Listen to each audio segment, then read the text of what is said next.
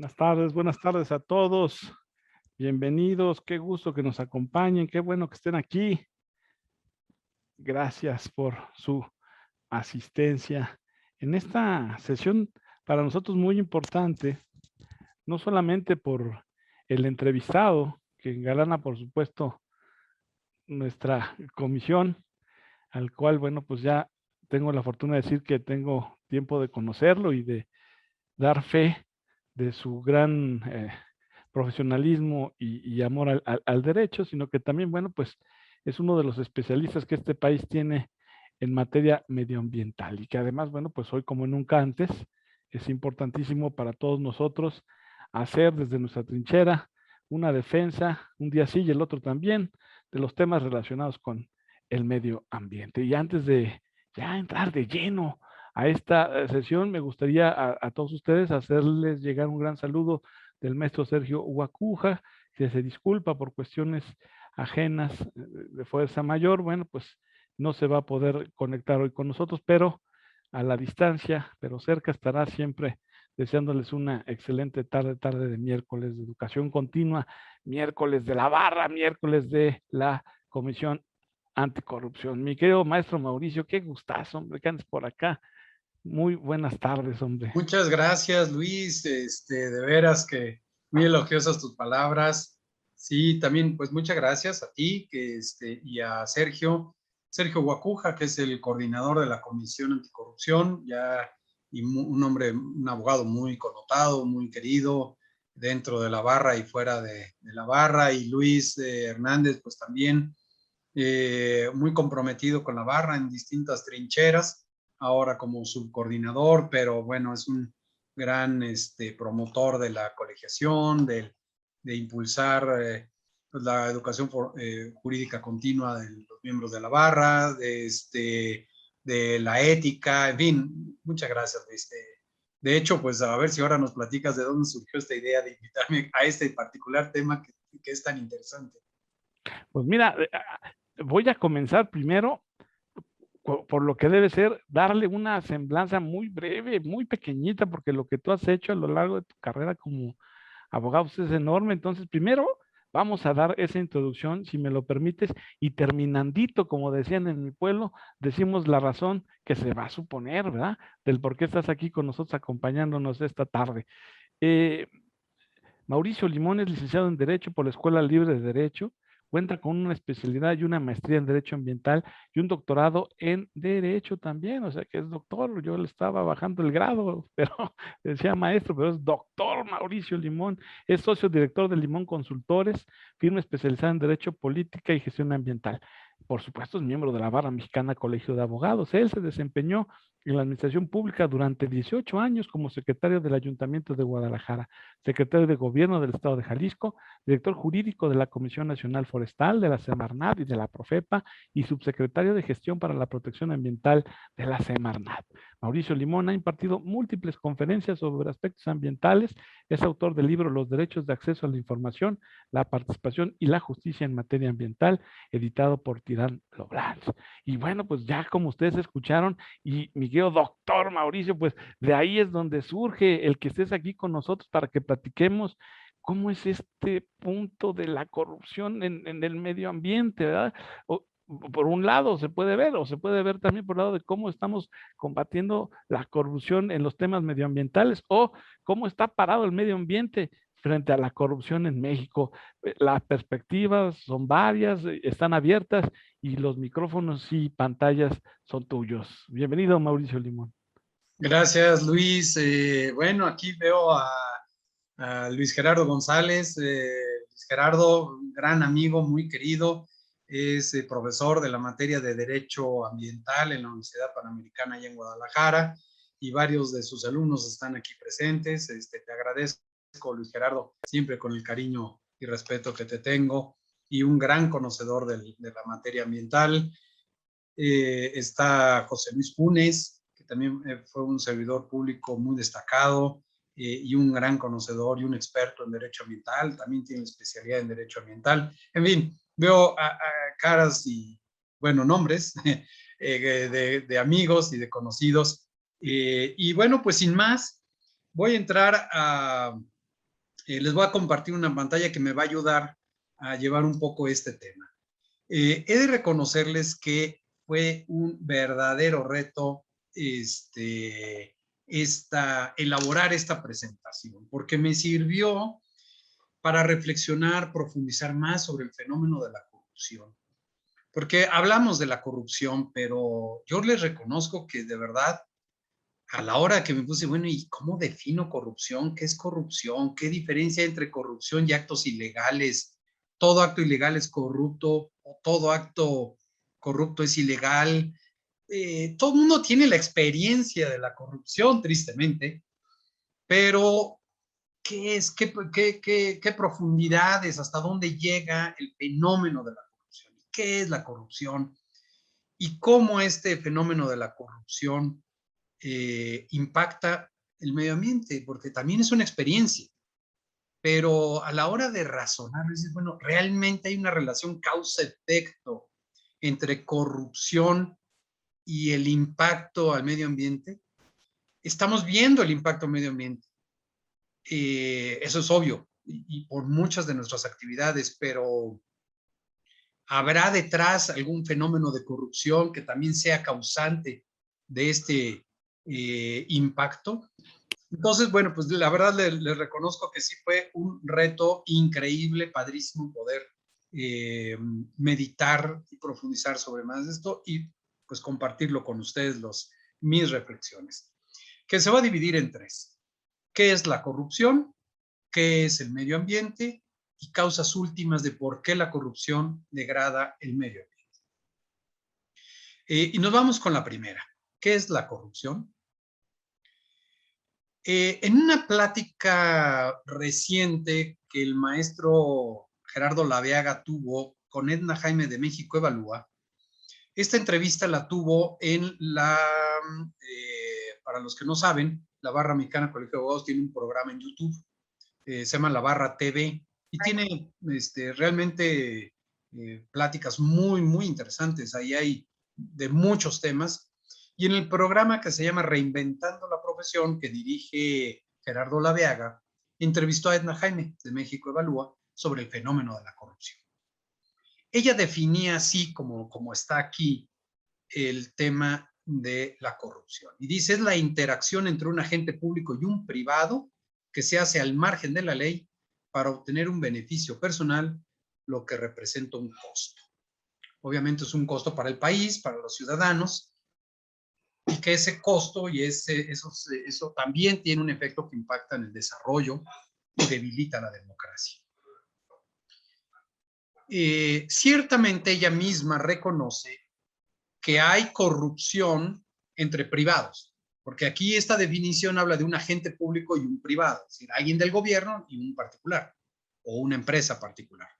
Reconoce que hay el fenómeno de la corrupción entre privados.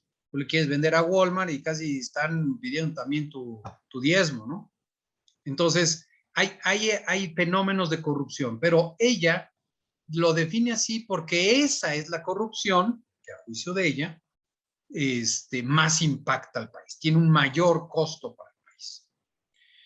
Pero es importante hacer esta distinción, porque si vamos a mirar el fenómeno de la corrupción y atenderlo desde el punto de vista de políticas públicas, solo el fenómeno de la corrupción entre un agente privado y un público, hay que reconocer que esa política pública ya es limitada. Y por lo tanto, no podemos esperar de esa política pública una erradicación de la corrupción, porque solo se centra en la interacción entre un agente público y privado, y particularmente se centran en aquellos que tienen un costo mayor. Por ejemplo, licitaciones, adquisiciones de obras públicas y servicios, etcétera. Ese es ahí donde se da digamos, el mayor costo. Pero también hay una corrupción pequeñita, digamos, que tiene un costo menor. Y obviamente depende en qué fenómenos estamos viendo, es la política pública en la que vamos a enfrentar. Pero estamos ya hablando de una política pública limitada, porque no estamos atendiendo el fenómeno como tal de la corrupción, sino solo sus efectos en tanto que una interacción entre un público y un privado. Dice que se da al margen de la ley. Y yo le diría a Edna Jaime, hijo de la canción, yo conozco muchos casos que se da con la ley en la mano, el fenómeno de la corrupción.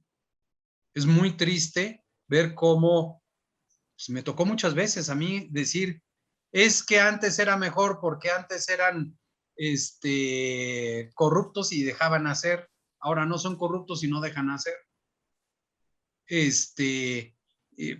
Y también dicen, bueno, es corrupto pero no tonto. En fin, hay muchas expresiones que se hacen también dentro de la ley. O sea, la corrupción tristemente no siempre se da al margen de la ley. Más adelante voy a poner un caso que me tocó vivir en Semarnat, de Zona Federal Marítimo Terrestre, pues, que es absolutamente legal, pero es un fenómeno de corrupción. Para obtener un beneficio personal, eso es obvio, lo que representa un costo, ¿no? Y esto que representa un costo, pues es a veces lo que más nos entretiene, ¿sí? De hecho, hay dos leyes, la Ley General del Sistema Nacional Anticorrupción y la Ley General de Responsabilidades Administrativas. Y si ustedes ven, ninguna define la corrupción, pero las dos tienen como objeto las faltas administrativas y los hechos de corrupción. Ya de entrada, hablar de faltas administrativas y hechos de corrupción claramente te dice que son dos cosas diferentes. Es decir, ¿cómo atacar desde un sistema nacional anticorrupción hechos de corrupción que no representen faltas administrativas? Eso es un problema, porque están viendo el fenómeno como que al margen de la ley y además acotado a dinero. O sea, normalmente pensamos que la corrupción está relacionada con dinero y no siempre es así. Entonces, lo que quieres con esta lámina es decir cómo se está mirando desde las instituciones, desde las leyes, desde todo, cómo se mira el fenómeno de la corrupción. Pero yo quiero plantearles otra visión diferente. El fenómeno, si ustedes ven, por ejemplo, los indicadores, el índice de percepción de corrupción de Transparencia Internacional, habla, por ejemplo, de cómo se combate el soborno, desvío de fondos públicos, preponderancia de funcionarios públicos que aprovechan la función pública, trabas administrativas y requisitos burocráticos excesivos que podrían incrementar las oportunidades de corrupción, nombramientos de la administración pública efectuados en función del nepotismo, enjuiciamiento penal efectivo a funcionarios corruptos, captura del Estado por intereses particulares, fraude fiscal, flujos financieros ilícitos, lavado de dinero, etc. Es decir, estos son los indicadores de percepción de la corrupción por Transparencia Internacional. Y ya de aquí es interesante resaltar que todos estos hechos, como el soborno o el fraude fiscal o lo que sea, ¿sí? Estos son, digamos, la consecuencia para hacer, es decir, es como lo manifiesto, lo que se manifiesta, ¿sí? Pero no es claramente, no es lo mismo las trabas administrativas y requisitos burocráticos excesivos que podrían incrementar las oportunidades de corrupción que el soborno. Es decir, meter en un cajón como índice de percepción de la corrupción trabas administrativas y requisitos burocráticos, pues a juicio de quién. ¿Realmente las trabas administrativas y requisitos burocráticos podrían incrementar la corrupción? Pues casi todo el mundo dice que sí, pero no necesariamente, ¿sí? Entonces, sigue como en una especie de nebulosa. Lo que quiero decir es que definir la corrupción, qué fenómenos son los que hay en la corrupción. Y cada vez se oye, esta lista puede crecer. Ahora se oye mucho que la ineficiencia del gobierno también es corrupción, que la mentira es corrupción, que bueno, casi todo lo queremos meter en la corrupción. Pero quiero entonces plantearles una forma diferente de ver la corrupción. Corromper, de acuerdo con el diccionario, o la corrupción, es la acción y efecto de corromper. corromperse. Corromper significa, en términos llanos, algo que se va pudriendo, que se pudre completamente, está totalmente corrupto, es aquello que se pudrió, ¿sí? Aquello que se deshizo, que se rompió, que como esta manzana que le pongo ahí podrida, esta manzana está viviendo fenómenos de corrupción, ¿sí? No está completamente corrupta, pero claramente hay una parte corrompida, ¿sí? Y por lo tanto, creo que lo más importante es esto. La corrupción es un acto, sino un estado. La corrupción no es darle dinero a alguien. Eso es un soborno, es un delito, es una ilegalidad. Que puede ser fenómeno de la corrupción, una expresión de la corrupción, pero no necesariamente. Poner trabas burocráticas puede ser por parte de un fenómeno de corrupción, pero no necesariamente. Darle 20 pesos de agradecimiento a alguien que te cuidó un lugarcito, ¿es corrupción o no? Lo que quiero decir es que cambiemos la mirada, y la mirada de la corrupción no es un acto. Por eso, cuando hablamos normalmente de corrupción como dinero, el hecho de dar dinero ilegalmente no necesariamente es corrupción. Entonces, la corrupción es algo que está podrido y se manifiesta de distintas formas. La corrupción no es entonces un acto, es una condición, es una situación. Y es que cuando la vida muere, hay corrupción. La expresión más clara, visible de la corrupción es la muerte. Como la manzana. Se muere la manzana, está podrida. Muere una persona, está podrida, está corrompida, está... y bueno, ya, digamos, la corrupción es el fenómeno de la muerte del alma. Es el fenómeno de cómo la vida y el alma, ánima, vida, empieza a morir. ¿Y por qué pasa esto? Bueno, antes, un acto ilegal o ilícito no es lo mismo que corrupción o estado de corrupción, aunque estén entrelazados, ¿no? Están íntimamente entrelazados, pero son dos realidades distintas desde las cuales hay que abordar esa realidad de manera distinta. ¿Por qué? Porque la corrupción seduce, porque la corrupción siempre se te presenta como exitosa, como algo bueno, algo deseable. La ilegalidad no. Normalmente no te va a decir, oye, ven y comete este acto de ilegalidad. No, espérate, no. O sea, alguien en su sano juicio normalmente, pues no lo haría. Lo hace porque le seduce algo más. Oye, cometer un acto ilegal, pero no por la ilegalidad en sí misma, sino porque hay algo que me seduce superior al mero hecho de la ilegalidad. Es más, si te plantean hacer un hecho de corrupción que sea legal, pues mucho mejor, ¿sí? Entonces, están íntimamente entrelazadas, pero son dos realidades distintas. Entonces, ¿cómo identificar este fenómeno, esta situación de corrupción respecto de una ilegalidad o ilícito? Yo propongo dos métodos. Uno, por la estructura interna del estado de corrupción. O sea, algo que se está corrompiendo, ¿cómo lo detectamos? ¿Cómo vemos ese proceso de corrupción interno? Y dos, pues cómo describir el modo de proceder de una institución o de una persona corrompida. ¿No? Son digamos, las manifestaciones de la corrupción, cómo identificarlas después de haber identificado el fenómeno, la estructura interna. Y la estructura interna es la inmanencia. Y perdón, aquí voy a hacer un poquito de filosofía, pero es fundamental. Toda persona tiene por naturaleza dos características, la inmanencia y la trascendencia. Sin estas dos características, simplemente no existe la persona humana. Lo trascendente es lo que está más allá de uno. Lo inmanente es lo que está, la realidad que subyace.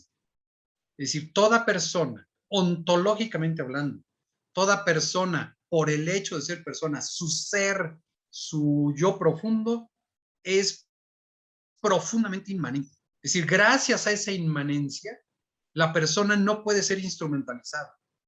Su dignidad, ¿sí?, le viene precisamente por su calidad, su cualidad de inmanencia, pero no se queda ahí, sino que también trasciende. Por eso la inmanencia absoluta es la negación a toda trascendencia. Y la inmanencia trascendente, la inmanencia mitigada, la inmanencia abierta, es ese ser que sale de sí mismo al encuentro de otro o de lo otro. ¿Sí? Esa característica que no podría salir si no tiene esa potencia de salir, esa es la inmanencia y la trascendencia. Santo Tomás de Aquino decía, nada puede ordenarse a un fin si no preexiste en ella cierta proporción al fin. Es decir, no me atrae el otro, no me atrae algo fuera de mí si no tengo un cierto germen, una cierta semilla en mi interior que me haga impulsar hacia allá. Y por eso la persona es inmanente y trascendente. O positivamente hablando de la inmanencia, pues es el punto neurálgico, el punto de inserción. Como decía Aristóteles, la potencia y el acto. No hay acto si no hay potencia, ¿no? Entonces, esa potencia es la inmanencia, pero esa potencia capaz de realizar un acto es esa inmanencia trascendente, o que tiene la capacidad de trascender. La inmanencia que cierra toda posibilidad de trascendencia se queda en pura potencia y se queda encerrada en sí misma. Ahora bien, la primera y más primordial trascendencia es la relación. Porque tenemos la capacidad de relacionarnos, es porque tenemos esa capacidad de trascender. Obviamente que si la trascendencia es algo que está fuera de mí y yo tengo la capacidad de relacionarme con otro, entonces esa capacidad natural de la persona de relacionarme, de salir de mí y relacionarme con otro, esa es mi primera y primordial trascendencia. Hay muchas más cosas. Hay un ser supremo, hay cosas, cosas que admiramos, cosas que podemos, etcétera. Pero en la relación con ese otro es donde nos trascendemos.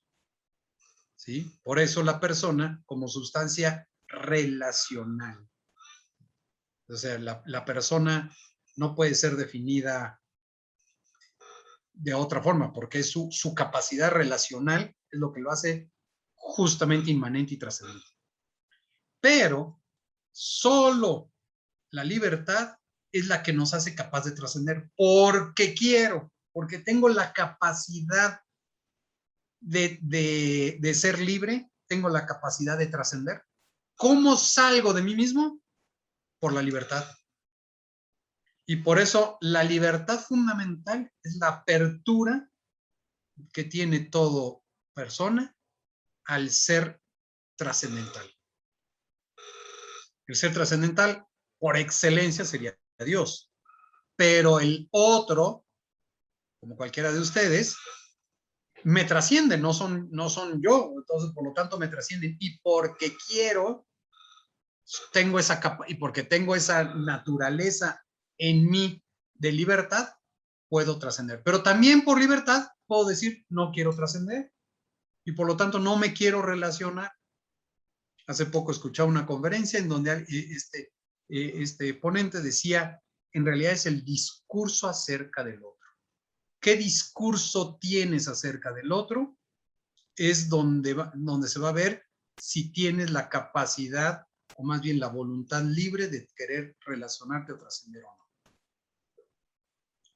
Pues claramente, si ya es, ya cualquiera que sepa de derecho ambiental, ya empieza a barruntar aquí cierta idea de relación, porque si la relación es la trascendencia y el medio ambiente se define por relación, pues empezamos ya a ver aquí cierta, pues ahora sí que cierta relación.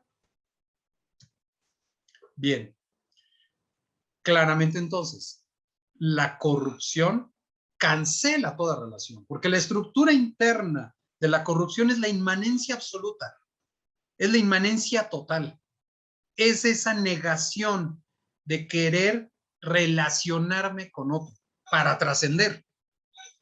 Por lo tanto, el corrupto siempre va a utilizar al otro para sus propios fines, no por su capacidad de expansión, sino por su capacidad precisamente de inmanencia, va a usar al otro. El corrupto no quiere amigos, quiere, pues quiere cómplices. Y por lo tanto, la corrupción cancela toda relación. ¿Y por qué? Porque te mete en ti mismo. Si ya hablábamos que digamos, la estructura de la corrupción es la inmanencia, y la inmanencia cerrada es totalmente cerrada, estás ensimismado, estás totalmente en ti, o la institución está totalmente cerrada a cualquier cosa, entonces, pues la corrupción obviamente va cancelando la relación. Y en esa misma medida, la corrupción va entrañando esclavitud. ¿Por qué? Porque la libertad es el motor de la relación. Entonces, si yo cancelo la relación, me empiezo a volver esclavo de mi propia inmanencia y de mi propio yo, digamos así. Pues eso que suena así bien gacho, bien, dice, bueno, ¿quién haría eso? Y es que hay una capacidad de seducción. O sea, la corrupción tiene un poder de seducción muy fuerte. ¿Y qué es lo que seduce? El poder, el dinero, la vanidad, son sobre todo, hay más, pero sobre todo estas tres para mí, son esa seducción. Se te presenta como bueno, como interesante, como algo positivo, la ambición de poder, del dinero y la vanidad, pero te empiezas a enamorar, digamos, de tu propia imagen de poder y de dinero y de vanidad, que empiezas a caer en esa resbaladilla, en esa pendiente resbalosa, en la cual sin darte cuenta estás entrando a ese proceso inmanente que empieza a corromper el alma y empieza a corromper el corazón, porque ya no, y empiezo en ese sentido a cancelar, digamos, libremente esa relación, ese querer salir de uno mismo. Y por eso aquí puse esa frase de Ricardo Flores Magón: nada es tan desalentador como un esclavo satisfecho. Y esto, bueno, pues es parte de la historia de la humanidad. Hemos visto muchas experiencias de estas. El corrupto se erige como suficiente. La suficiencia no es, digamos, algo, un concepto abstracto, sino que se presenta como esa autosuficiencia capaz de seducir, tranquilizar, engañar a uno mismo. Entonces, el corrupto es: yo no necesito a los demás. Yo soy suficiente, soy autosuficiente, en el sentido de desarrollarme plenamente. Cancelando esa trascendencia, empiezo ese proceso de inmanencia y empieza a entrar en una inmanencia absoluta. Y este desequilibrio, que hay otra palabra muy típica del derecho ambiental, que es el desequilibrio ecológico, hay ese desequilibrio entre el convencimiento, estás convencido de que tú te puedes bastar a sí mismo, y la realidad de ser esclavo de lo que te sedujo. Ese desequilibrio empieza a manera de ebullición en una olla express, porque ese desequilibrio empieza hasta que empieza a salir. Y empieza a salir fuerte, y por eso apesta. El mal olor es típico del proceso de corrupción. El corrupto todo lo descarta, porque nada fuera de él es valioso. No le importa a los demás, no le importa a los demás, no le importa la naturaleza, no le importan sus hijos, no le importa el gobierno, no le importa la sociedad, no le importa nada, porque ya se sedujo a sí mismo como suficiente, por eso que lo sedujo de tal manera como pues el poder o el dinero, que empieza a descartar todo. Él es la medida de todo. Y esto pues también tiene que ver con instituciones, ¿eh? Cuando hablo de persona, pues es fácil empezarla a ver en instituciones. El fenómeno pues más evidente de la corrupción es el descarte. Cuando empiezo a descartar, ¿por qué? Porque ya no me quiero relacionar. Y entonces, como les decía, ese desequilibrio al interior empieza a bullir en una presión tremenda y sale. Y esa corrupción, por eso huele mal. Les decía que también en las instituciones. Vean los partidos políticos. O sea, ¿quién no? O sea, los partidos políticos todos huelen mal. ¿Por qué? Porque todos están metidos en ese desequilibrio de sentirse ellos mismos, esos partidos políticos, como autosuficientes, como que ellos no necesitan de los demás y ellos tienen la solución a todo, pero por otro lado esclavos de su propio poder, de su ambición de poder o ambición de dinero, y entonces pues el fenómeno de los partidos políticos de corrupción es enorme, y por eso la expresión de huelen mal pues es más que evidente. Hoy por hoy los partidos políticos todos huelen mal, unos peor que otros, pero todos huelen mal, pero ese es un fenómeno propio de la corrupción, es decir, esa capacidad, ese convencimiento de que ellos son lo máximo, de que ellos son suficientes y autosuficientes, y por otro lado esclavos del mismo poder. Y vean ese fenómeno cómo está pasando en todos los partidos políticos, y por eso pues salen en esa forma, ¿no? Y claro, a la hora de votar y todo, pues son expresiones pues, muchas veces de corrupción. Pero es ese propio fenómeno. Vean, ustedes quieren participar en un partido político y qué difícil es, ¿sí? O te quieren para instrumentalizarte y ser su cómplice, o simplemente no te admiten. Y si te admiten abiertos a que la ciudadanía y la población pueda ofrecer alternativas al interior, decir que está bien y que está mal, pues eso sería de desear en todo partido político, pero hoy por hoy, tristemente, esa posibilidad está cerrada porque el fenómeno de corrupción ha crecido enormemente. Entonces, en las instituciones pasa lo que en el corazón de las personas, ¿sí? ¿Qué haces frente a un fenómeno de corrupción? Orear, oxigenar, ahí les pongo el ejemplo, es decir, a la persona que le huele mal la boca, el último en detectarlo es él. Tiene que venir alguien de fuera a decirle, oye, huele mal. Ese fenómeno de corrupción, el corrupto no huele mal, no se huele a sí mismo mal. Son los demás los que lo huelen. Por eso, siempre abrir ventanas, abrir puertas, abierto a relacionarte.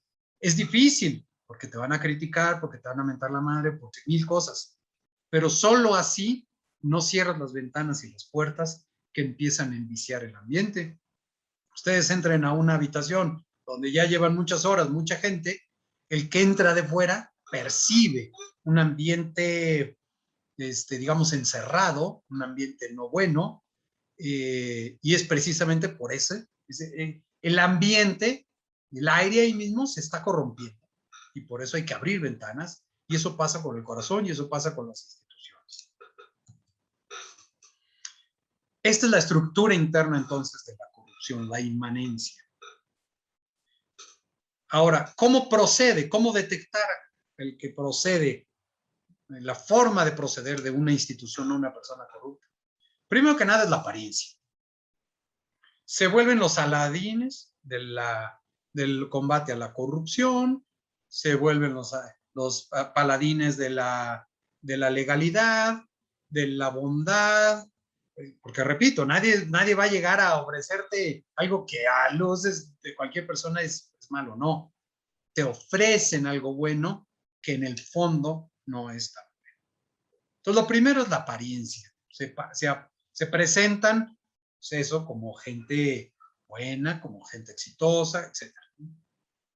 Luego empieza el corrupto a comparar, pero no se compara para bien, sino empieza a comparar al otro para mal.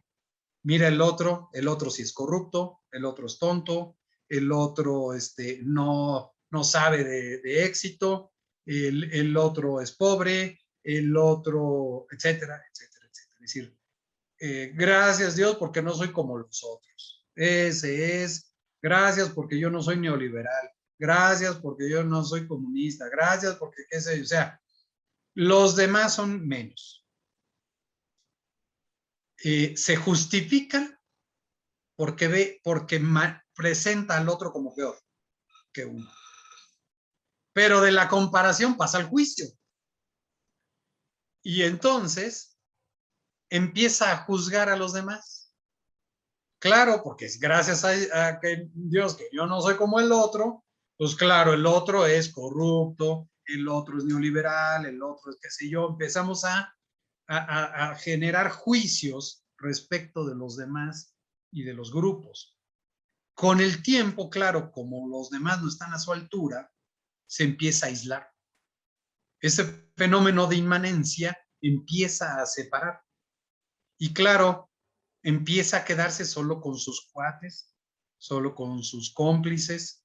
A los demás los ve pequeños o trata de empequeñecerlos. Los quiere solo para sí mismo. Y así pasa en las instituciones. Le puse el ejemplo de los partidos políticos. No quiero afiliados al partido político, quiero gente que me dé votos para que yo sea el diputado. Es decir, empiezo a instrumentalizarlo y por eso empiezo a empequeñecer a los demás y a pasar por arriba de los demás. Y pasas del juicio, de la apariencia a la comparación, de la comparación al juicio y del juicio a la desfachatez. Entonces, claro, ahora ya, no, pues claramente voy y me presento en el Hunan a comer tranquilamente. O sea, es la desfachatez total. La desfachatez en la que me presento ya, no solamente con una apariencia para que no me vean como corrupto, sino que me empiezo a presentar como hasta cierto punto exitoso. Ya soy, pues eso, un desfachatado, una pura desfachatez, en donde digamos ya el pudor por ciertos errores incluso que cualquiera puede cometer, pues esos ya no son errores. Esos, o en el peor de los casos, pues bueno, pues son sí ciertas ilegalidades, pero pues tampoco es tan malo. O me acojo al beneficio de la PGR y empiezo a denunciar a los demás. Es decir, ya pasas a un proceso de desfachatez. Y claro, de la desfachatez al triunfalismo, pues me siento medida de todo juicio, se me crecen las ínfulas, empiezo a rebajar a los demás, yo no requiero amigos, requiero cómplices, y si no eres mi cómplice, pues entonces eres mi enemigo.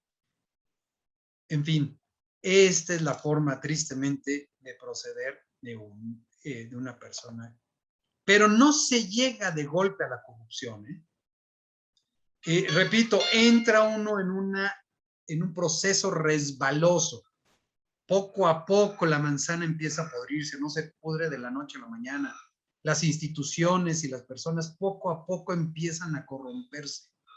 Pero hay método para salir del proceso de corrupción. ¿Cómo? Pues oxigenando. Cuando ustedes tienen una pecera y les falta el agua, el oxígeno al agua, o algo que lo remueva, pues se empieza a estancar. Y al estancarse, se empieza a podrir y se empieza a morir todo lo que hay dentro, plantas y pececitos.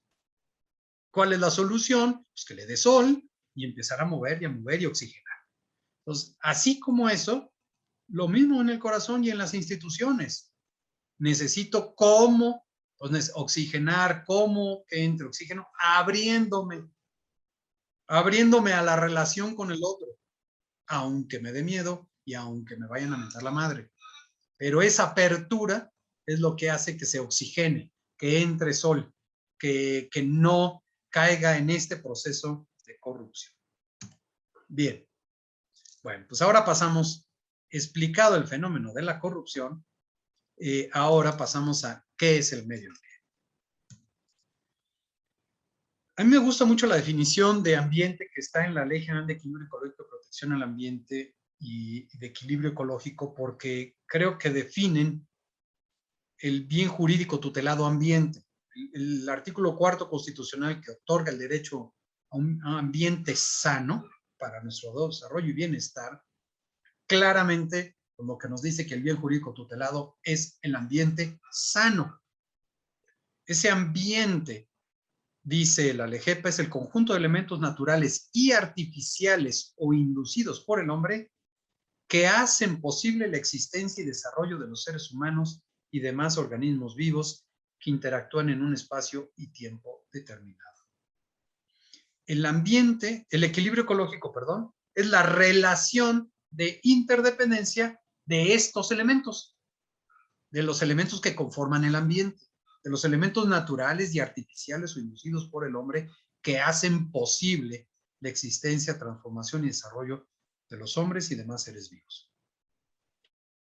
Es decir, el equilibrio ecológico es la relación de interdependencia fundamental, vital, entre los elementos naturales y artificiales que hacen posible la existencia del hombre. Es decir, el ambiente es el resultado del equilibrio ecológico. Un ambiente sano es porque hay un equilibrio ecológico. Quiero volver un ambiente no sano, entonces rompo el equilibrio ecológico. Yo rompo el equilibrio ecológico y empezará un proceso de desequilibrio que hará que el ambiente que era sano empiece a no ser sano. Un poco a la manera del ejemplo de la manzana. Se empieza a podrir. Bueno, aquí es los elementos que conforman una interacción, que tienen un equilibrio, yo rompo el equilibrio, afecto el ambiente. La consecuencia es que el ambiente se va a dañar. ¿Sí? ¿Qué quiero hacer para recuperar un ambiente sano? Recuperar el equilibrio ecológico. Yo no voy a recuperar el ambiente como tal, porque esa es la consecuencia. Lo que subyace a un ambiente sano o no sano es el equilibrio o desequilibrio ecológico. Por lo tanto, todo mi actuar va a estar a tratar de recuperar el equilibrio ecológico que hemos roto. El mejor ejemplo es el cambio climático. Hemos roto el equilibrio climático, el efecto es el cambio climático. ¿Cómo puedo yo combatir el cambio climático? Pues restableciendo el equilibrio climático, ¿no? Dejando de emitir emisiones a la atmósfera, secuestrando más carbono, lo que hará volver el equilibrio climático y por lo tanto reducirá el cambio climático. Entonces, en realidad el ambiente es la consecuencia de un equilibrio o desequilibrio ecológico. Pero ojo, porque el ambiente no son solo los recursos naturales, sino también los elementos naturales o artificiales. Un ejemplo, ustedes llegan a un salón de clase o a una casa o a un antro y pueden decir qué padre ambiente o qué ambiente tan feo. Un ambiente gacho, un ambiente feo, un ambiente agradable, un ambiente bonito. El ambiente se percibe. ¿De qué? ¿Cómo percibes que hay un ambiente sano, un ambiente padre en una universidad, por ejemplo?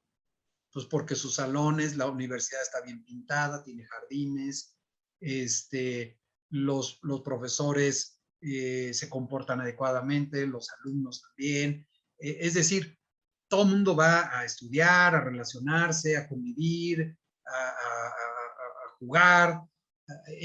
con ambientes artificiales, como puede ser una construcción agradable, todo en orden, bonito. Entonces es un espacio bonito. Tú llegas a la casa de alguien, hay un ambiente padre, pues es porque se está hablando bonito, se está compartiendo un momento agradable, hay una fiesta bonita, etcétera. ¿Cuándo es desagradable ese ambiente? Pues cuando hay críticas, cuando está sucio, está desordenado, cuando está todo pintado feo, en fin, no sé. Entonces, no hay un equilibrio, digamos, entre los elementos que están ahí. Y eso es lo que genera un ambiente que se percibe, ¿no? Pero entonces, por lo tanto, ambiente y naturaleza no es lo mismo. La naturaleza está regulada en el artículo 27 constitucional para los abogados y el ambiente está consagrado como derecho humano o reconocido como derecho humano en el cuarto constitucional. ¿Sí? Son dos realidades muy distintas, la naturaleza y el ambiente. Ciertamente la naturaleza es un componente y un componente muy importante del ambiente, pero no lo es todo el ambiente. Por eso hay tipos de ambiente. El ambiente natural, por ejemplo, en un área natural protegida, es distinto al ambiente en una universidad, en un barrio, en una ciudad, etcétera. Es decir, hay tipos de ambiente según los elementos que conforman el ambiente.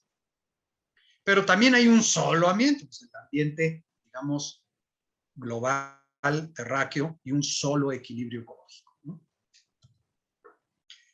Ambiente, por lo tanto, hace siempre referencia a una relación, a la relación de los elementos que lo conforman, ¿sí? Cuando tú cancelas esa relación, rompes el desequilibrio ecológico y se empieza a morir.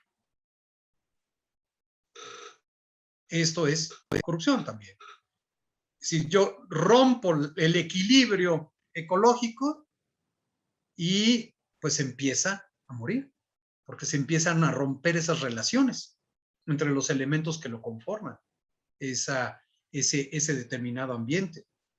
Yo, por ejemplo, pongo un hotel en una zona de manglar sin tener el cuidado de protección del manglar, rompo el equilibrio ecológico y el manglar se va a empezar a morir.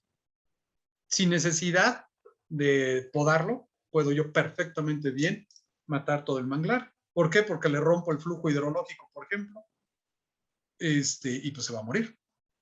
Yo restablezco el flujo hidrológico y de manera natural empezará a recuperarse ese manglar. ¿Sí? Por eso las manifestaciones de impacto ambiental se mide el impacto en función del equilibrio o desequilibrio ecológico que va a generar mi proyecto. ¿Sí? En este concepto, digamos, ambiente, el ambiente no es el espacio que me circunda. Por eso ya no se habla de medio ambiente. El medio ambiente es el medio en el que yo estoy, lo que me rodea. Por eso ya se usa más la expresión ambiente. Porque ambiente significa que yo estoy metido, yo soy parte de esa relación. El medio ambiente es lo que me circunda, mi entorno, ¿no? Pero realmente ya el ambiente, hoy por hoy, pues es claramente yo soy un elemento, la sociedad en su conjunto es parte del ambiente y por eso hay que cuidar las relaciones que tengo con los otros elementos que conforman el ambiente, como puede ser el manglar, etcétera, porque hay una relación. Todo está relacionado. Es cuestión de no romper esas relaciones, ese equilibrio ecológico que es la base de la vida. ¿Sí? ¿Por qué se protege el ambiente? Porque es el sustrato de la vida de hoy, de todas sus formas, no solo de la vida humana, de todas las formas de la vida. ¿Sí? Por eso se cuida el ambiente. Entonces, bajo esta premisa de que todo está relacionado, también es cierto que romper relaciones tiene una crisis social. Porque las relaciones, la sociedad se mide fundamentalmente por su relación. No hay forma de una sociedad sin relación. La sociedad se mide por su relación, se funda en una relación. Por lo tanto, romper una relación, rompes el equilibrio ecológico y rompes, digamos, el equilibrio social. De ahí que ya hoy una expresión de Juan Pablo, de Papa Francisco en Laudato Si, que fue recogida porque todo mundo ya expresaba lo mismo. Y hay que buscar soluciones integrales que consideren las interacciones de los sistemas naturales entre sí y con los sistemas sociales, porque no hay dos crisis separadas, una ambiental y otra social, sino una sola y compleja crisis socioambiental. Por lo tanto, las líneas de solución requieren una aproximación integral para combatir la pobreza, devolver la dignidad a los excluidos y simultáneamente cuidar la naturaleza. Esto les comparto una experiencia. Así, cuando yo era funcionario, había poco dinero, bueno, ahora hay menos, pero en ese entonces no había tampoco tanto, más, pero poco dinero. Y había que recuperar ciertas zonas, pero al mismo tiempo había que combatir la pobreza. Y se creó un programa de fomento a las UMAS. Las UMAS son las unidades de manejo para la conservación de la vida silvestre, que regula la Ley General de Vida Silvestre. Y nos dimos cuenta que si mi visión es recuperar un ecosistema como tal, me va a salir carísimo. Y vean las áreas naturales protegidas. Yo quiero recuperar, pero desde la mirada de combate a la pobreza, es infinitamente más barato. Entonces, ¿qué dijimos? Vamos a combatir la pobreza en ciertos núcleos de población. ¿Cómo? Pues que aprovechen ellos de manera sustentable la vida silvestre. Y entonces, pues se hicieron iguanarios, venadarios, cocodrilarios, o de orquídeas, o de quién sabe qué tantas cosas, con permisos, para que sobre todo eran animales, por lo menos para que los vendieran, y si no, pues para que se los comieran como proteína, ¿no? Y bueno, el efecto inmediato de cuidado de esas especies emblemáticas para hacer negocio, o por lo menos para comer, tuvo como consecuencia el hábitat de esa especie. Y fue increíble. Con precios ridículos, al mismo tiempo de que se cuidaba el ambiente, se combatía la pobreza. Entonces, este ejemplo nos indica claramente que esa mirada hacia afuera de uno tiene que ser, digamos, completa. Es decir, no puede uno mirar los aspectos aislados de pobreza, de desigualdad y de degradación ambiental porque te sale caro y además no la logras. O sea, una estrategia de combate a la pobreza que no atienda y cuida el medio ambiente es cero exitosa y viceversa. Y hay muchísimos ejemplos.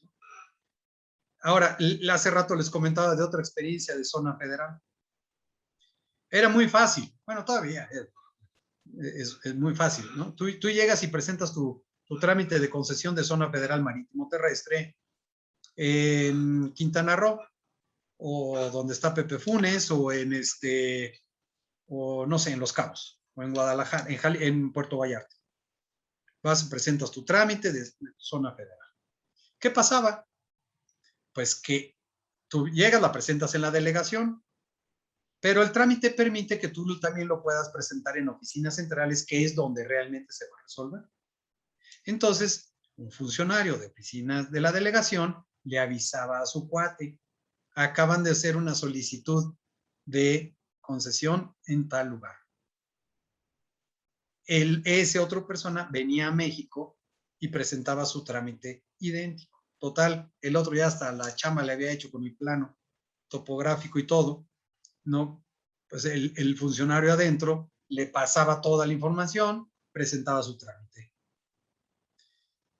Pues rápido, ¿no? Aquí en una época, ahora antes tardaban y ahora creo que también tardan como 2-3 años, pero en otra época era relativamente fácil y bueno, pues en 3-4 meses ya te lo resolvían.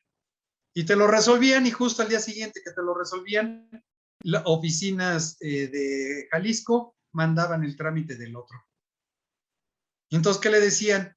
No, pues, ¿qué crees? Que ya está otorgada la concesión, porque además tampoco es que hay un registro público de concesiones de zona federal. Entonces, pues le decían, no, pues perdóname, pero ya se otorgó a otra persona. Los de México, pues no sabían nada. Simplemente pues, recibieron un trámite, lo sacaron adelante, llegaba el otro y le decían Claro, ¿qué hacía la persona que había obtenido una concesión? Pues se la vendía al interesado. Entonces, ¿fue legal todo? Sí. Pero es corrupción. Entonces, ¿por qué? Pues porque ese fenómeno de siempre de encontrar a un cómplice es típico de la corrupción para que tú logres tus propósitos. Y entonces el funcionario de dentro claramente le decía al otro, y era todo legal. ¿Qué podía hacer el que había presentado el trámite acá? Pues o presentar un juicio para decir, oye, primero en tiempo y primero en derecho, pero esos juicios ya sabemos que todos se cayeron porque eso no opera para este supuesto, y pues terminaba comprando una concesión, ilegalmente por supuesto, porque las concesiones no se venden, y luego ya entonces hacía el trámite de cesión de derechos. De estos cuantos ejemplos hay. Tristemente son ejemplos de cómo hay fenómenos de corrupción que también son legales, ¿no? ¿Y qué pasa? Pues que terminan también pues afectando el medio ambiente, o no necesariamente, ¿no? Pero a lo que voy es cómo hay tristemente muchos fenómenos de corrupción que son legales. Bien. Entonces, el ambiente se forma por las interacciones, equilibrio ecológico, que se da entre los elementos que lo forman, recursos naturales o construidos. El ambiente sano es el resultado del equilibrio ecológico. Entonces hay un ambiente natural, hay un ambiente urbano construido, hay sistemas sociales que envuelven y que dependen de unos y otros, al final se da un ambiente. Ese ambiente sano es la base de la vida. Y es que, y aquí ya empiezo a pasar al siguiente tema, nada más con esta última lámina del segundo punto. Y es que usamos el ambiente para expresar nuestra identidad. Ustedes quieren ver un ambiente caótico, sucio, simplemente volteen a ver cómo son las relaciones sociales económicas en ese lugar. Si las relaciones sociales económicas son injustas, va a haber evidentemente un ambiente caótico. ¿Por qué? Porque es el espacio donde nos proyectamos. ¿Sí? Entonces, ¿por qué? Porque les repito, el ambiente no es mi entorno. Yo soy un elemento más del ambiente y por lo tanto, yo modifico el ambiente como el ambiente me modifica. Un ambiente caótico, evidentemente que resulta un reto, un obstáculo enorme para llevar una vida integrada y feliz, pero no la condiciona como para no lograrlo, porque siempre tenemos la libertad.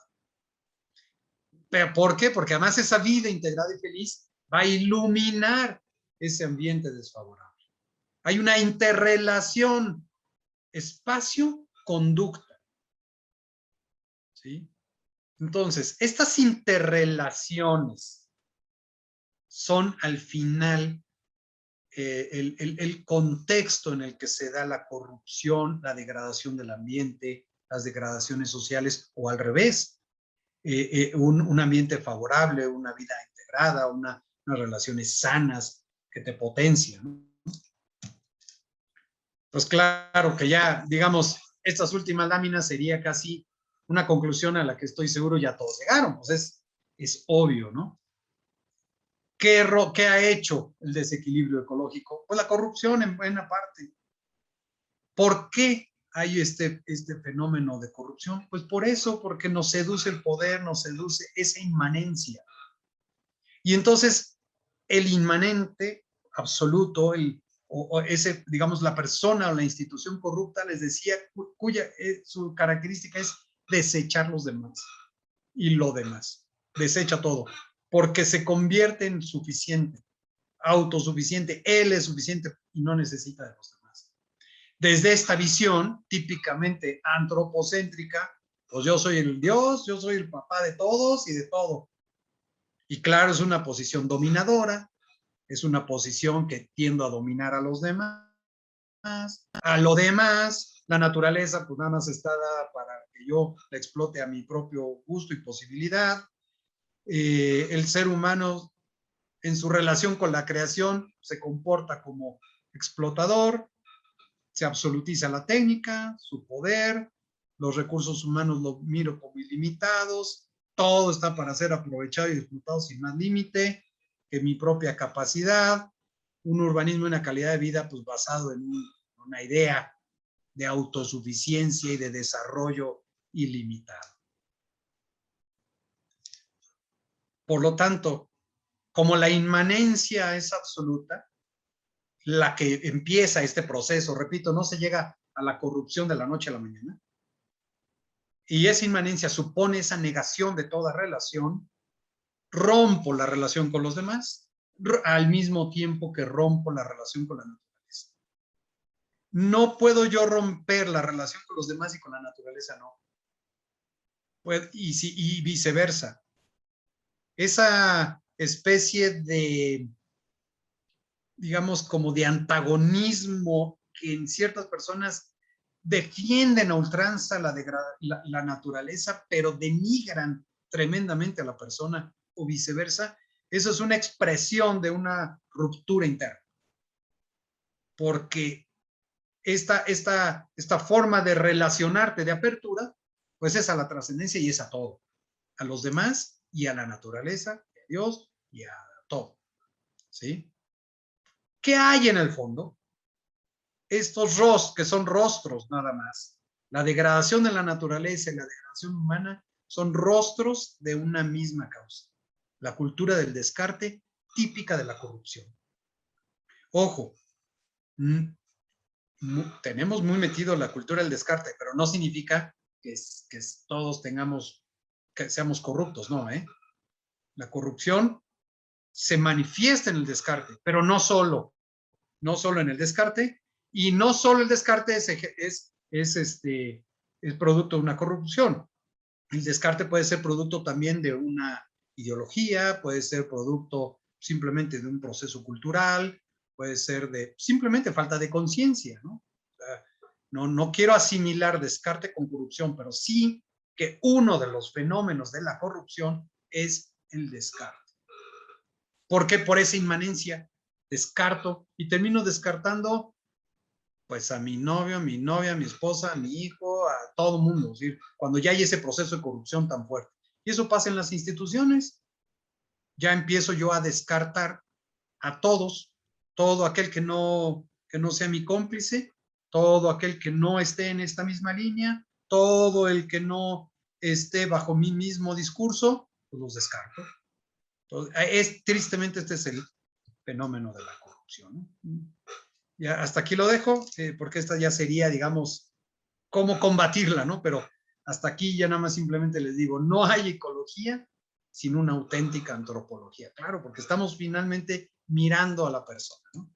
Y pues les agradezco mucho su paciencia y súper abierto, Luis, Viviana, a que ustedes digan qué hay que hacer. Pues lo que hay que hacer es felicitarte, mi querido Mauricio. La verdad es que nos diste una exposición muy buena. Nos dejas reflexionando. A mí en lo particular, me dejas pensando lo que hay en este país y lo que tenemos por hacer. Es que es mucho. Te escuché con atención y me quedo con reflexiones como, por ejemplo, que los mexicanos no podemos ni debemos permanecer impasibles ante la corrupción y la impunidad. México no está condenado a ser un país corrupto. Me parece que es una primera reflexión. La segunda es que la corrupción no es un fenómeno exclusivo de los gobiernos y de los políticos. Como bien lo explicaste, atraviesa sectores, actividades, clases sociales, ambientes. El problema, pues, es que aunque no seamos los responsables, sí requiere de nuestra intervención plena para su solución. Pero pues al permanecer pues quietos, sin hacer nada, pues ahí sigue, permanece, ¿verdad? Como tú bien lo dices, degradándose cada día más. Y otra tercera reflexión es que la corrupción va más allá de la utilización del cargo público, me queda claro, ¿verdad? Para el beneficio privado, va mucho más allá de eso. es toda acción, toda condición que se aparta de lo que marcan las leyes, reglamentos, a cambio de recompensas, beneficios indebidos o mantener el poder por encima de todas las cosas, como bien nos lo explicaste. Los actos de corrupción, me parece, también reflexiono esto, gracias a tu plática, a tu exposición, que los actos de corrupción son evitables y permitan por favor, ya está, son evitables todos ellos y las redes de corrupción desmontables, ¿verdad? A través de un trabajo conjunto, eso sí tiene que ser conjunto definitivamente, y establecer una política de Estado, ¿verdad? Porque también tú lo dijiste en tu presentación, la corrupción es un Estado. Entonces necesitamos como política de Estado también en esa misma magnitud combatirla, más allá del cumplimiento de la ley, ¿eh? Eso implica también voluntad, ética, liderazgos políticos a nivel local y nacional, ¿eh? Y finalmente el combate a la corrupción requiere de la participación de la sociedad organizada y de ciudadanos empoderados. Y cuando digo empoderados es en el sentido amplio, aunque a muchos no les guste que haya clase media educada, aunque a muchos no les guste que la educación sea autónoma o que tengan principios de autonomía, la libertad de cátedra. Tú y yo, que compartimos universidad donde damos clase, Mauricio, que es la Universidad Panamericana en posgrado, pues yo jamás he recibido, no sé tú, yo nunca he recibido una instrucción de nadie para dar mi cátedra desde si por la izquierda, si por la derecha, si por arriba o por abajo, ¿no? Nunca he recibido yo ninguna instrucción de esa naturaleza, y menos en la UNAM, donde también tengo el honor de ser profesor. Jamás a mí nadie en mi cátedra me ha dicho que la dé por algún flanco, ¿eh? Entonces, son muchos temas los que nos dejas aquí reflexionando, y pues no me queda más que agradecerte que hayas compartido con nosotros estos momentos de reflexión y empezar con lo que en el chat, los que están aquí con nosotros participando, les agradezco sus intervenciones, tienen de preguntas y comentarios y felicitaciones, por supuesto, para ti. Está, por ejemplo, una pregunta que te hacen, ¿cómo distinguir la libertad para no relacionarse? ¿No? Es el concepto completo. Es decir, la libertad para no relacionarse con respecto a la inmanencia absoluta. ¿Cómo distingues, Mauricio, la libertad para no relacionarse versus la inmanencia absoluta? Esa es una pregunta que tienen para ti nuestra audiencia de esta comisión. Padrísima pregunta. La libertad es el motor para relacionarme. Por lo tanto, la inmanencia absoluta es una decisión, no es una decisión libre. Por decisión propia, empiezo a negar la relación. Y entonces empieza a caer en esa autocontradicción, porque esa inmanencia absoluta terminará siendo esclavo por decisión libre termina siendo esclavo de ti mismo. Claro, y ahí está la distinción. Roberto Gari te pregunta, a manera de petición, si serías tan amable en hacer un breve comentario respecto de la afectación al medio ambiente de los 3 proyectos principales del actual gobierno, y lo cita: Tren Maya, la refinería de Dos Bocas y el aeropuerto de Santa Lucía. Uno de los mecanismos ampliamente conocidos de combate a la corrupción, como se los dije, es la oxigenación, es la luz, es la transparencia, puertas abiertas, y no es más que la transparencia, la participación, porque la transparencia, el inmanente empieza a no gustarle la luz, ¿no? Empieza a no gustarle la transparencia, empieza a ocultar, empieza, etcétera, ¿no? En cambio, la transparencia oxigena, es como les decía, que le entre luz y revolver el agua y oxígeno en la pecera para que no se degrade. Entonces, la transparencia. Claro. La transparencia supone, pues no son simplemente manifestar abiertamente, ¿no? Sino los derechos de acceso a la información, la participación y la justicia. Es decir, ¿cómo se es transparente? Porque yo me muestro como soy. Si estos 3 proyectos simple y sencillamente no se han mostrado cómo son. Entonces, ustedes ven las manifestaciones de impacto ambiental de los tres, están más de 3/4 partes de las hojas están ocultas. Porque no, entonces, ya de ahí, que escondes. Y sobre todo, ¿por qué lo escondes? Claro. Entonces, ¿y sabes por qué? ¿Por qué se esconde? Porque huele mal. Y si huele mal, pues es porque hay corrupción.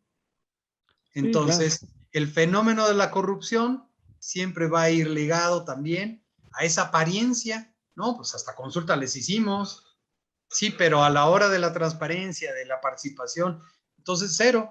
Entonces tú planteas la consulta pública de las manifestaciones de impacto ambiental y pues ¿qué consulta vas a hacer si te están ocultando deliberadamente la información? Si simplemente para ver el segundo piso, los segundos pisos de la Ciudad de México ocultaron la información por 10 años, ¿por qué ocultas la información? Pues Sí, sí, simplemente, sí. repito, porque huele mal. Entonces, en estos tres casos hay ya un evidente signo de corrupción. El signo de Claro. corrupción es que no se transparentó, por lo tanto no se pueden medir los impactos ambientales y por lo tanto la gente queda a disgusto. Otra forma es la participación, porque si yo participo, pues es porque tengo información o la quiero la información y quiero o proponer, decir. Por eso les decía, el problema de la relación es dura, porque la relación no es nada más para que todos te quieran, ¿no? Tristemente también la relación es para que te empiecen a decir tus verdades o mentiras, pero pues así es la relación, ¿no? Sí, Entonces, claro. están cerrados en sí mismo y el impacto, pues ya se nota, obviamente. El impacto ambiental de estos tres proyectos son más que evidentes. En el aeropuerto, pues simple y sencillamente no les van a dar nunca los permisos de navegación, o si los dan, pues quién sabe cómo los obtengan. En fin, ahí hay muchos problemas, van a tener muchísimos problemas. La distancia, etcétera. Y luego el otro, pues que el Dos Bocas, que se inunda un día sí y otro también. Devastaron el manglar. Pues obvio, o sea, es que la corrupción devasta. Y el Tren Maya, pues ya empezó a dividir a la población, porque repito, se vuelven fenómenos socioambientales, no solo estrictamente ambientales, ¿no? Sí, sí, claro. La corrupción, lo hemos visto, también mata. Ahí están los casos que Exactamente. han sido públicos. Y como decimos también entre el pueblo, el Vox Populi, si nada como pato, hace como pato y camina como pato, ¿verdad? Pues no hay modo que vaya a ser perro, ¿verdad? Por supuesto que es pato. Y entonces ahí está la corrupción también latente. Y como periodista, también que sabes que ejerzo esa profesión, nosotros traemos el dicho de pues hay que echarle la luz, ¿va? Exacto. Eso que está ahí oculto, la corrupción no aguanta un buen flachazo, no aguanta la luz roja de la grabadora de ese periodista que está escudriñando, ¿no? Pero esas investigaciones tardan, ¿eh? Y también la sociedad tiene que ser paciente.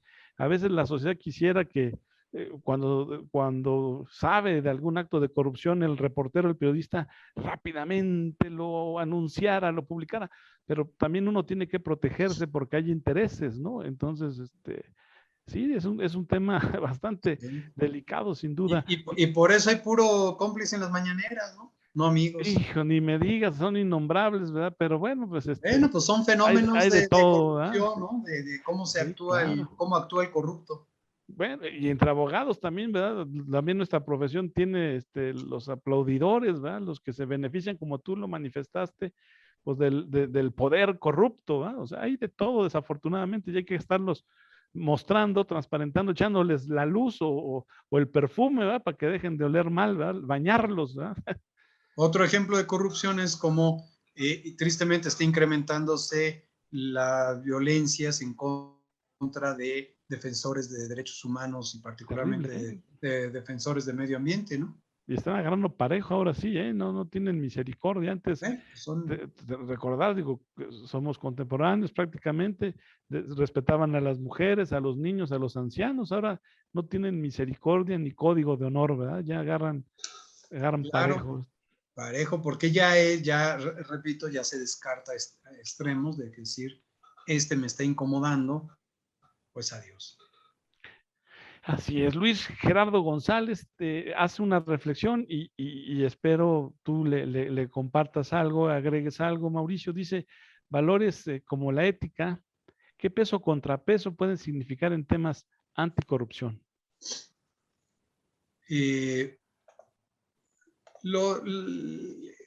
eso es bien importante porque la corrupción genera su propio lenguaje, digamos sus propios valores. Se hace todo un discurso alrededor que termina justificando. Hace un momento hablaba de la libertad, de 3 tipos de libertad, ¿no? Hay una libertad fundamental, pero también hay una libertad moral. Esa libertad moral es la que te va a ayudar a definir entre lo bueno y lo malo, entre el bien y el mal. Claro. Entonces,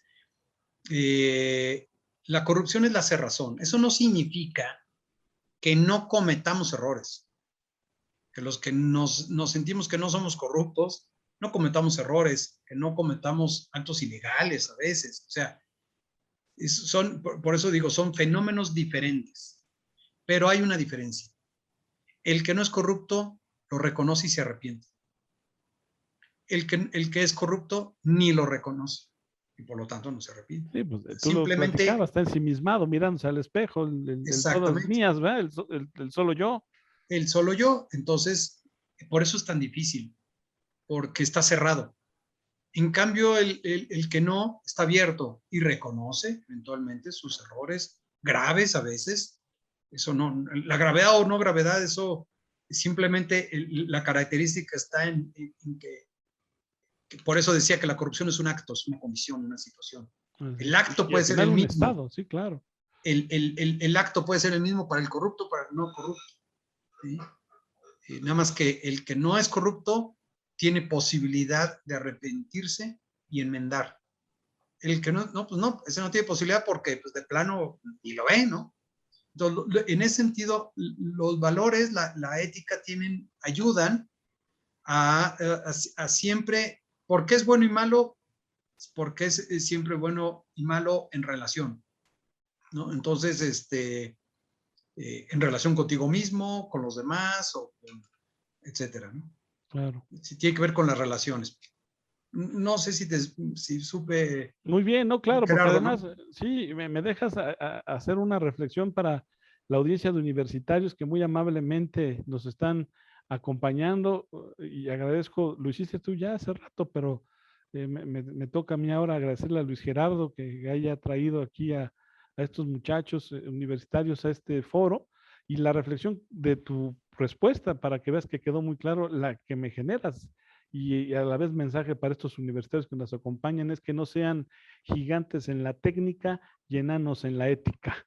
Es importante, más bien al revés, si se puede, ¿verdad? Ser gigantes en la ética, aunque la técnica, pues ahí la vayamos fortaleciendo día con día, es preferible ser robustos en lo ético. No hay que ser gigantes en la técnica y enanos en la ética. José Luis Funes te felicita, dice, querido Mauricio, muchas felicidades, excelente presentación, y te pregunta, ¿consideras que la ratificación en México del acuerdo de Escazú ayudará al combate de la corrupción en la gestión ambiental? Sin duda. El acuerdo de Escazú es el acuerdo que consagra, es un acuerdo regional, latinoamericano y caribeño, de fuerza vinculante, que México ratificó este año y que ya entró en vigor el pasado 22 de abril, Día Mundial del Medio Ambiente. Y este acuerdo internacional consagra los derechos de acceso a la participación, a la información, la participación y la justicia en materia ambiental, con un componente importante de defensa de los defensores del medio ambiente. Entonces, es un instrumento jurídico vinculante de naturaleza que consagra derechos humanos, por lo tanto, entra al bloque de convencionalidad.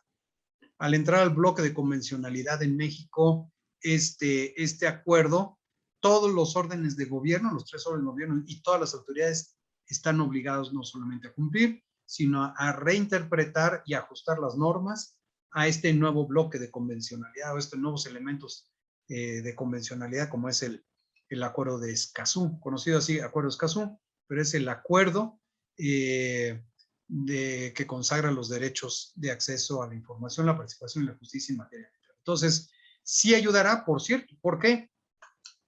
Porque al entrar al bloque de convencionalidad, se vuelve norma suprema por un lado y obliga a una nueva gobernanza. Por lo tanto, las instituciones tendrán que empezar a abrirse a estas nuevas exigencias de la información y la participación. Y toda apertura, como ya les decía, es oxígeno, es luz para las instituciones. Entonces, sin duda, va a ser un elemento que ayude al combate a la corrupción institucional. Es correctísimo, sí, ya se vuelve también ley suprema a todos los tratados internacionales en materia de derechos humanos, por supuesto, como tú bien lo indicas. Bien, Luis Gerardo González nos agradece la oportunidad de participar. No, hombre, Luis, Luis Gerardo, por favor, gracias por estar aquí con nosotros, a ti y a todos los alumnos de la UP Campus Guadalajara de Derecho. Es su casa, la Barra Mexicana Colegio de Abogados y particularmente la Comisión Anticorrupción.